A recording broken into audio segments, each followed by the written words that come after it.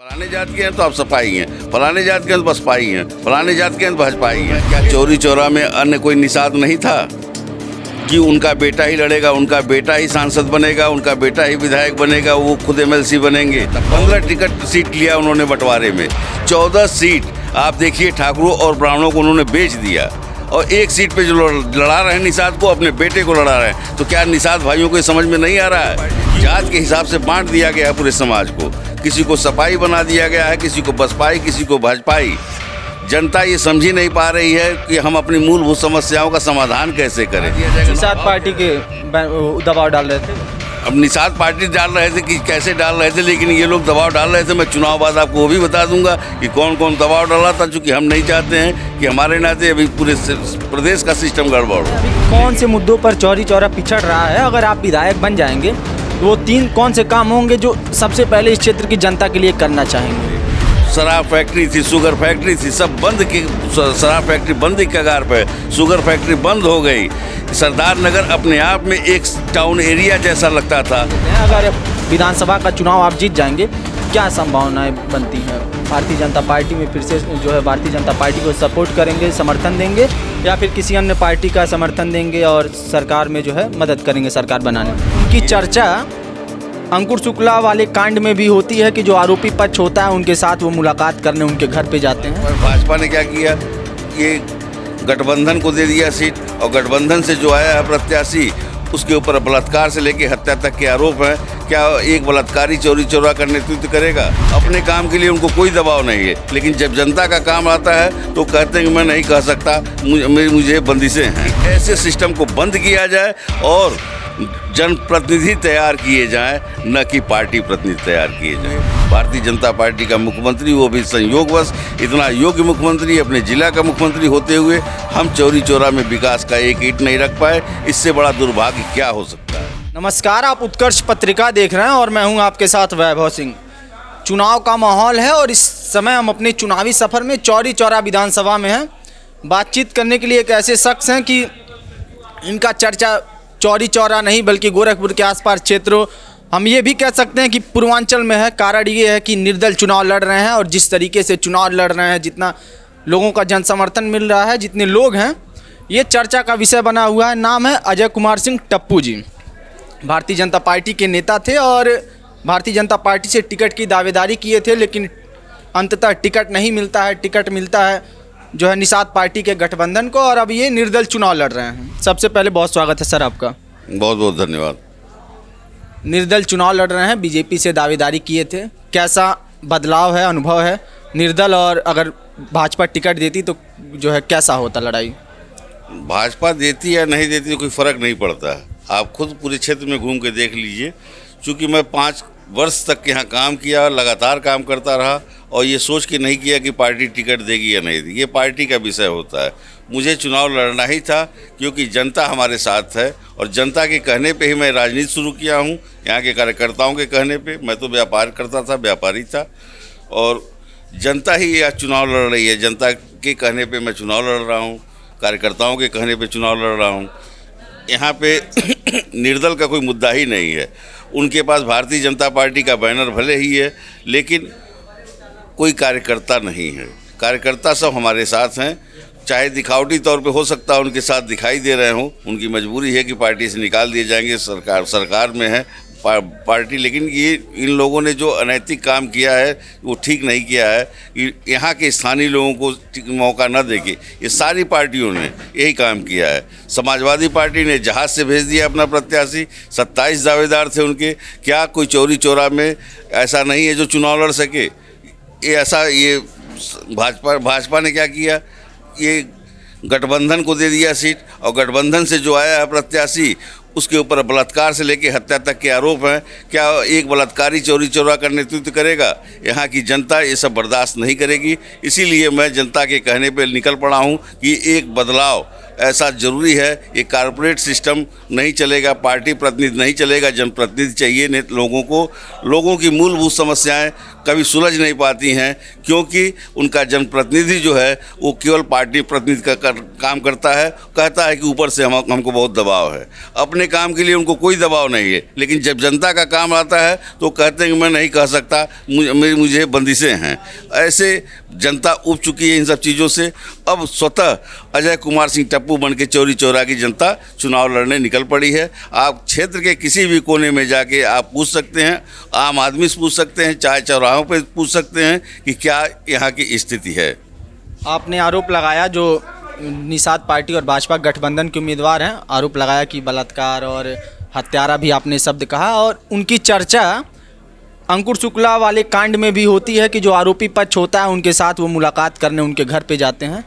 अब आरोप सिद्ध होना अलग चीज़ है, लेकिन कहीं ना कहीं चर्चा है, एक जो है आरोप लगते हैं उस नेता के ऊपर, और भाजपा कहती है कि ऐसे दागी लोगों से हम बड़े दूर रहते हैं। कार्यकर्ताओं में रोष है, जिसको खुद नहीं पता कि उसको लड़ना कहाँ से है। अभी 2 तारीख जिस दिन उसका टिकट यहाँ से क्लियर हुआ है टिकट, उसके पहले वो ग्रामीण में पोस्टर लगाया हुआ था कि हम ग्रामीण से लड़ रहे हैं, ग्रामीण से तैयारी कर रहे हैं। अचानक गठबंधन में यहाँ आ जाता है, उसको लगा अपनी ये जाति लेके, ये लेके, धर्म लेके, फलाने लेके, ढिमाके लेके ये चुनाव लड़ लेंगे, ये 2 + 2 4 होता है, ये तो सही है, लेकिन ऐसे चुनाव नहीं लड़े जाते हैं। चुनाव लड़ने के लिए आपको जनता के बीच में 5 साल रहना पड़ेगा।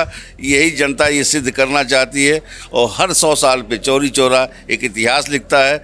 200 साल पहले हमारे पूर्वज शहीद बंधु सिंह अंग्रेज़ों से लड़े थे और फांसी के फंदे पे चढ़े थे। 100 साल पहले यहाँ पे क्रांतिकारियों ने थाना फूंका था, जिससे देश की राजनीति की दशा और दिशा दोनों बदल गई थी। महात्मा गांधी को असहयोग आंदोलन अपना वापस लेना पड़ा था। फिर 100 साल हो चुका है, अमृत महोत्सव मनाया जा रहा है शहीदों के सम्मान में, और यहाँ की जनता एक नया इतिहास लिखने जा रही है कि पार्टियाँ सबक लें। स्थानीय लोगों को, जो स्थानीय नेता होते हैं, स्थानीय व्यक्ति होता है, उनको अगर वो मौका नहीं देंगे, बाहर से भेजेंगे, तो कार्यकर्ता निराश हो जाएंगे, हताश हो जाएंगे, और इससे जो है बड़ा नकारात्मक माहौल बन रहा है देश में। इसको ख़त्म करने की ज़रूरत है, और निश्चित तौर पर जनता इस बार ये संदेश देगी चौरी चौरा से कि हम ऐसा अब बर्दाश्त नहीं करेंगे, क्योंकि पिछले 5 साल भी जनता ने ऐसे ही झेला है, नकारात्मकता का माहौल झेला है। हमारे पार्टी की विधायक, भारतीय जनता पार्टी की विधायक होते हुए, भारतीय जनता पार्टी का मुख्यमंत्री, वो भी संयोगवश इतना योग्य मुख्यमंत्री, अपने जिला का मुख्यमंत्री होते हुए, हम चौरी चौरा में विकास का एक ईंट नहीं रख पाए। इससे बड़ा दुर्भाग्य क्या हो सकता है, आप खुद कल्पना कर सकते हैं। जब आप निर्दल चुनाव लड़ने की घोषणा करते हैं तो चर्चाएं ये भी उठती हैं कि गोरखपुर और आसपास के जो भारतीय जनता पार्टी के जो बड़े स्तर के नेता हैं, वो आपको मनाने का भी प्रयास करते हैं। ऐसी खबरें आई कि जो वो भी कहीं न कहीं चिंतित हो गए कि अगर अजय कुमार सिंह टप्पू लड़ेंगे तो जो है लड़ाई मुश्किल हो जाएगी बीजेपी के प्रत्याशी के लिए। कितनी सच्चाई है? नेताओं की तरफ से क्या कुछ उन्होंने आपको समझाने की कोशिश की भारतीय जनता पार्टी के नेताओं ने? आप निश्चित तौर पे जान रहे हैं, गठबंधन की सरकार, गठबंधन से में चुनाव ये सीट गई हुई है, तो निश्चित तौर पे ये सब तो होना ही था। लेकिन जब हम लोग अंग्रेज़ों से नहीं डरे तो बाकी किसके दबाव में आएंगे, और जनता के पास विकल्प नहीं मिलता था कि हम करें तो क्या करें। मजबूरी में कोई समाजवादी पार्टी, जात के हिसाब से बांट दिया गया है पूरे समाज को, किसी को सपाई बना दिया गया है, किसी को बसपाई, किसी को भाजपाई। जनता ये समझ ही नहीं पा रही है कि हम अपनी मूलभूत समस्याओं का समाधान कैसे करें। चुनाव आता है तो गुमराह कर दिए जाते हैं कि आप सब फलाने जात के हैं तो आप सपाई हैं, फलाने जात के हैं तो बसपाई हैं, फलाने जात के हैं तो भाजपाई हैं। इस तरह से समाज को टुकड़ों में पार्टियों ने बांट दिया है, और ऊपर बैठ के कारपोरेट सिस्टम में काम कर रहे हैं। जिसको मन कर रहा है, जहाँ से मन कर रहा है, उनको लगता है कि पार्टियाँ चुनाव लड़ती हैं, प्रतिनिधि चुनाव नहीं लड़ता है। इस नाते आप देखिए, चुनाव के 1 दिन पहले तक किसी को मालूम नहीं रहता है कि हमारा नेता कौन होने वाला है, हम किसके लिए लड़ने जा रहे हैं। तो ये सब दुर्भाग्यपूर्ण है। अगर आपको वास्तव में जनप्रतिनिधि बनाना है तो 5 साल जो कार्यकर्ता चलते हैं, वो किसी भी दल की हम बात करते हैं, उसी में से किसी न किसी को आपको चुनना है, और उसमें जो बेहतर होगा। हम तो जनता से यही अपील करते हैं, यही कि नहीं पूरे देश की जनता से अपील किया जाएगा, एक आंदोलन चलाया जाएगा, पूरे देश में हम चलाया जाएगा, प्रदेश में चलाया जाएगा कि ऐसे सिस्टम को बंद किया जाए और जनप्रतिनिधि तैयार किए जाएं, न कि पार्टी प्रतिनिधि तैयार किए जाएं। जातिगत जो है समीकरण को लेकर आप सवाल कर रहे हैं बार बार कि जाति बांट दिया जाता है, और उत्तर प्रदेश की राजनीति में देखा जाए तो जाति कहीं न कहीं हावी हो जाती है। जब चुनाव आता है टिकट बंटवारों में भी हमने देखा, और हर जगह कहीं न कहीं जाति हावी हो जा रही है। इस विधानसभा क्षेत्र की अगर बात करें तो यहाँ भी जो है निषाद बाहुल्य क्षेत्र है। क्या लगता है कि जो एक जातिगत समीकरण है कैसा बैठ रहा है, और निषाद समाज है उसका साथ आपको मिलेगा या फिर निषाद पार्टी के गठबंधन को जा रहा है? निश्चित तौर पे साथ मिलेगा। उनको भी मालूम है क्या चौरी चौरा में अन्य कोई निषाद नहीं था कि उनका बेटा ही लड़ेगा, उनका बेटा ही सांसद बनेगा, उनका बेटा ही विधायक बनेगा, वो खुद एमएलसी बनेंगे और कोई नहीं है। अगर उनको लड़ाना ही था इतने ही, वो निषादों के लिए निषाद क्यों उनके साथ चलेगा? अगर उनको निषादों की चिंता रहती तो किसी न किसी को चौरी चौरा के बेटे को, निषाद के बेटे को ही लड़ाते तो एक संदेश जाता। 15 टिकट सीट लिया उन्होंने बंटवारे में, 14 सीट आप देखिए ठाकुरों और ब्राह्मणों को उन्होंने बेच दिया, और एक सीट पे जो लड़ा रहे हैं निषाद को, अपने बेटे को लड़ा रहे हैं। तो क्या निषाद भाइयों को समझ में नहीं आ रहा है कि वो पार्टी बना के, गठबंधन बना के निषाद समाज को बेचने का काम कर रहा है पूरे प्रदेश में और देश में? ये ऐसे ठगों से, ऐसे लोगों से निषाद समाज भी जागरूक हो गया है, समझ गया है, और उनसे दूर नहीं जाएगा। तो वो तो केवल नाम दिखा के कागज़ पे हैं, वो हमारे ऊपर दबाव बनवा रहे थे लोग। हमने कहा आप तो इतना बड़ा बड़ा बैनर लेके आए हैं, आप इतना बड़ा समाज लेके आए, तो हम तो निर्दल, हमसे कौन डरने की ज़रूरत है? लेकिन नहीं, वो 16 तारीख तक ये र्यूमर फैलाए रहे पूरे क्षेत्र में, बैठा दिया जाएगा। निषाद पार्टी के दबाव डाल रहे थे। अब निषाद पार्टी डाल रहे थे कि कैसे डाल रहे थे, लेकिन ये लोग दबाव डाल रहे थे। मैं चुनाव बाद आपको वो भी बता दूंगा कि कौन कौन दबाव डाला था, चूँकि हम नहीं चाहते हैं कि हमारे नाते अभी पूरे प्रदेश का सिस्टम गड़बड़ हो। लेकिन इसको सुधारना है, और चैलेंज करके, जैसे मैं 5 साल चैलेंज करके काम किया हूँ चौरी चौरा विधानसभा में, वैसे ही 5 साल पूरे प्रदेश में हम लोग मुहिम चलाएंगे कि इसमें बदलाव लाना और अति आवश्यक है। नहीं तो हमारा देश कारपोरेट सिस्टम में, मैनेजमेंट सिस्टम में केवल एक व्यक्ति के पॉकेट में रह जाएगा। हम चाहते हुए भी कुछ कर नहीं पाएंगे। अच्छा, वक्त की कमी है, आप भी तैयारी जो है प्रचार कर रहे हैं, सुबह से ही हमने देखा व्यस्तता आपकी बहुत ज़्यादा है। ये बताइए अभी कौन से मुद्दों पर चौरी चौरा पिछड़ रहा है? अगर आप विधायक बन जाएंगे तो वो 3 कौन से काम होंगे जो सबसे पहले इस क्षेत्र की जनता के लिए करना चाहेंगे? यहाँ तो सब कुछ बाकी ही है, सब कुछ करना। मूलभूत समस्याओं में हमारा क्षेत्र उलझा हुआ है। विकास कोसों दूर है चौरी चौरा से। यहाँ पे सबसे बढ़िया खेल कूद के स्टेडियम था। आज देखिए, आप जाके सरदार नगर में इतना बढ़िया स्टेडियम हुआ करता था। 300 साल पहले यहाँ पे राष्ट्रीय अंतर्राष्ट्रीय स्तर के खेल हुआ करते थे। सैयद मोदी जैसा खिलाड़ी यहाँ पैदा हुआ। बंद हो गया खेल कूद यहाँ से। शराब फैक्ट्री थी, शुगर फैक्ट्री थी, सब बंद की। शराब फैक्ट्री बंद की कगार पे, शुगर फैक्ट्री बंद हो गई। सरदार नगर अपने आप में एक टाउन एरिया जैसा लगता था। आज के 25-30 साल पहले हम लोग छोटे थे जब देखते थे।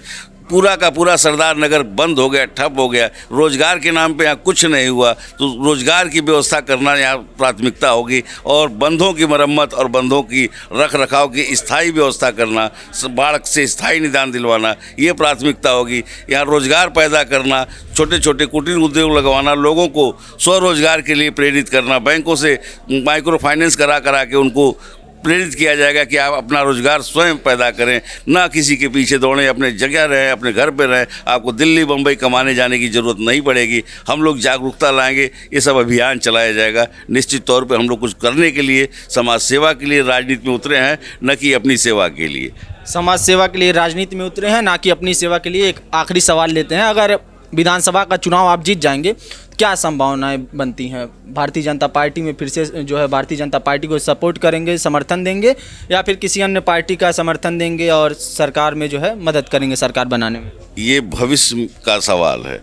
हम भविष्य की बात क्यों करें? वर्तमान में हम जी रहे हैं, वर्तमान में चल रहे हैं। अगर हम जीतते हैं, यदि होता मैं किन्नर नरेश राजमहल में रहता, तो ऐसा कहने से कोई मतलब नहीं होता है। यदि ये होता, यदि वो होता, अभी जो आएगा सामने फेस किया जाएगा, क्या करना है क्या नहीं करना है, और जो भी किया जाएगा जनता के से पूछ के किया जाएगा, जनता के साथ किया जाएगा, अपने कार्यकर्ताओं के साथ, उनके सम्मान के साथ किया जाएगा। चलिए, तो हमारे साथ बातचीत करने के लिए चौरी चौरा विधानसभा से निर्दल प्रत्याशी अजय सिंह टप्पू जी थे। इनका चुनाव निशान है टेम्पू।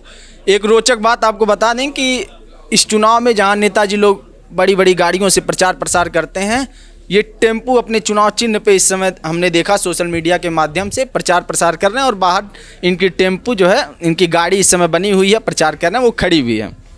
अब इन्होंने दावा किया, ये भी बताया कि अगर ये विधानसभा पहुंचेंगे तो क्या क्या काम करेंगे, अपने क्षेत्र के विकास के लिए क्या काम करेंगे। इन्होंने ये भी कहा कि कुछ लोगों के द्वारा दबाव भी बनाया गया, लेकिन खुलासा नहीं किया। कहा कि अगर चुनाव बीत जाएगा तो उनके नाम भी उजागर कर दिए जाएंगे। और साथ ही इन्होंने इस क्षेत्र में जो समस्याएं हैं, जो मुद्दे हैं, उन पर भी बात की। अब ये देखना महत्वपूर्ण हो जाता है कि जो इनके दावे हैं, जो बात है, और इन्होंने जो दावा किया कि जनता साथ है, जनता समर्थन दे रही है, इसमें कितनी सच्चाई है और क्या ये विधानसभा का चुनाव जीतते हैं और चौरी चौरा से विधानसभा पहुँचते हैं या नहीं, ये तो चुनाव नतीजे ही बताएंगे। ऐसी तमाम छोटी बड़ी खबरों के लिए बने रहें हमारे साथ और देखते रहें उत्कर्ष पत्रिका। धन्यवाद।